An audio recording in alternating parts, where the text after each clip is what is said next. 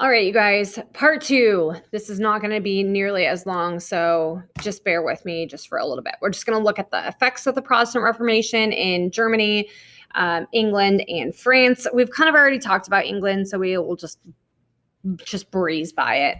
But then also looking at the Protestant and the Counter-Reformation. So how does the Catholic Church respond to the Protestant Reformation? What do they do? What do they change? And then also looking at the similarities between the two. There's also a timeline down here that's not on yours, but it might help you guys with just the timing of everything. Okay. So let's go ahead and talk about Germany. So Germany, with their Protestant Reformation, what's going to happen is there's going to be a series of all these peasant wars that's going to happen. In all of these places, you're going to have some conflicts, some wars, and some, just fighting that's going to go on. And so in Germany, you have these peasant wars that go on. So after the plague, the peasants are like, okay, well, guess what? I can kind of demand a little bit more because you guys need me. And so they are going to use that to their advantage. They are like, okay, feudalism is done. You guys need to pay us more. You need to give us more rights. You need to give us more freedoms. And especially after the Reformation, when Martin Luther is like, hey, you don't need people above you and that are more wealthy and higher class to tell you what to do. Okay, the Catholic Church before this was the supreme being over everything. And all of a sudden, this little Martin Luther was like, I'm going to now, just challenge the Catholic Church. And everybody in the beginning is like, what? You're going to challenge the Catholic Church? I can't believe that. And so all of a sudden, they're like, well, if this little guy challenged the supreme being, why can't I challenge just this wealthy class? And so that's what ends up happening is the Protestant or the peasants, because of the Protestant Reformation, start getting a little bit bold. And so they're like, no, we need to have a say in the government. We need to have more freedoms. We need to have more rights. And the aristocracy or the upper class is like, I don't think so. And so they just start slaughtering peasants. Like 300,000 peasants are going to die because of this. And so it ends up leading to a big civil war that happens. And in fact, this is going to do the complete opposite of what they want, which is to gain more rights and freedoms. And it's going to tighten. And the upper class is going to now suppress their rights even more. All right. So we have England. We've talked about England. We've talked about splitting of the Catholic Church. I talked about the different queens and kings that were in power. I talked about Bloody Mary with her just eliminating all of the Protestants there. So you obviously had some tension in there. And then in France, same thing is going to happen. They're going to have like a series of these religious wars that are going to happen. So you have a king, his name is Francis I. He's Catholic. He doesn't agree with the Reformation and he doesn't agree with what's happening. And, so he just starts burning people at the stake. And he's like, if you're going to support this Protestant Reformation and be Protestant, I'm just going to burn you at the stake. Well, he ends up dying. Then his son takes power, who was Henry II, and basically does the same thing. Now, Henry II is Catholic, but him and the Pope do not really have a great relationship. One of the reasons is because the Holy Roman Empire, which is just to the east of France, they are the Habsburgs family. So Francis I was actually in war with the Habsburgs. And so then Henry II is like, well, I'm just going to continue this war. But the Pope is like, those are my people. Don't go to war with my people. And so Henry II and the Pope definitely kind of butted heads a little bit. But then Henry II is going to die, okay? Because he just decides, to do some stupid stuff. So he ends up dying. Then the next person to take power is Francis II. And Francis II is actually the son of Mary Stuart, or Mary Queen of Scots. Now, to put this in a little bit of perspective, Mary Stuart is the cousin of Queen Elizabeth in England. Okay. And Mary Stuart is Catholic and Elizabeth is Protestant. So there's just some tension in the family. But Catherine de Medici, she was more religiously tolerant and she was Francis's mom. Okay. And so all this stuff happens. And basically, what ends up happening is you have all these religious wars in France, like a series of religious wars in France. And you just have the Huguenots. Remember, those are those formal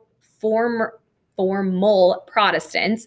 They are, they're the ones who were just like getting like burned at the stake constantly. So you have all of these religious wars that are going on. And then you have like foreigners that are getting involved too. Like England gets involved, the Holy Roman Empire gets involved, Spain gets involved. Like everybody starts to get involved in these civil wars.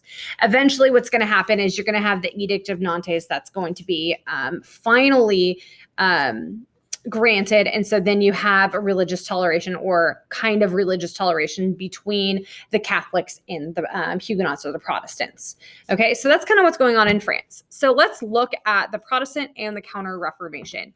So we've already looked at the Protestant Reformation. We kind of know about it. So faith, not good works, and money is going to give you salvation. Priests are just ordinary people. They're not above everybody else. So that's kind of bringing the church down to the level of everybody else. And also the Protestants believe that the Pope shouldn't have control over the church and the government. Each church and each government should be able to control themselves, not the Pope, and then everybody else below them. All right, so let's look at what ends up happening with the Counter-Reformation. What does the Catholic Church do in response to the Protestant Reformation? Because basically people right now are like jumping ship from the Catholic Church because they're like, oh, I don't have to give all of this money. Oh, I have a little bit more freedom to kind of decide, what I want to do and how I want to serve the church and how I want to connect with God. I don't have to go to church every single Sunday, and I don't have to just take the word, of this person. And so they have to do something about it. They have to somehow connect the people back to the Catholic Church. So what they end up doing is, the first thing is they create the Council of Trent. And basically the Council of Trent is just going to kind of look at the Catholic Church and look at the, traditions and values and whatnot. And they're going to kind of like reform them a little bit. But they're also going to kind of just revive them and reaffirm that this is the way that we should be, just living our life, and really kind of, brought that whole moral compass into play. And so people like kind of feel guilty about it. And so they still believe like, no, you need to go and you need to, help people, and you need to, these good deeds are going to help you gain the salvation. It's not just by, you connecting with God, but it's also, helping people and being more compassionate. And so they're still going to say that the Bible and the clergy and the heads of the church are who you should be listening to. But the thing is, the clergy are not going to be nearly as just strict. They're going to lighten things up just a little bit. And so people are more willing to follow them. Also, you have Jesuits found to combat heresy and spread Catholicism. So you have these groups of people, these missionaries that are now like going out and they are just spreading the word about Christianity.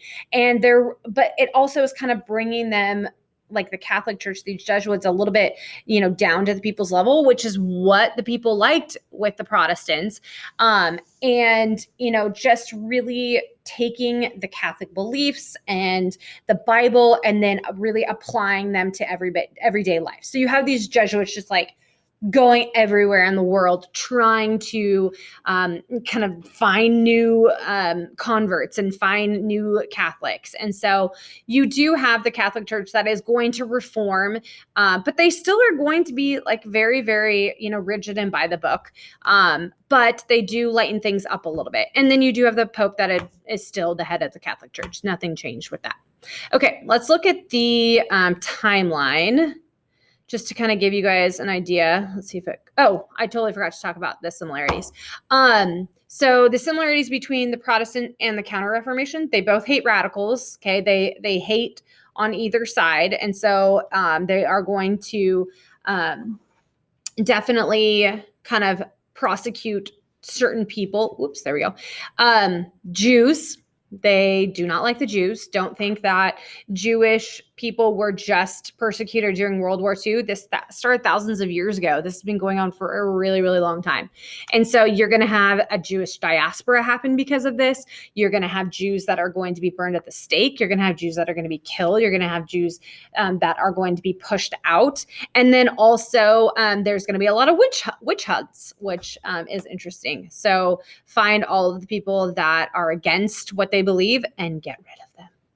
Okay, now timeline. So we got 1917, 95 Theses is nailed to the wall. Then just a few years later, the first Bible is translated into German. And then a few years later you got one that's translated into English. Remember, Martin Luther is all about translating into different languages so different people can study. Okay, then you have the English Reformation, which is basically when Henry changes everything. Jesuits, educators started by Ignatius Loyola. And so you have these Jesuits are like, okay, I got to do something.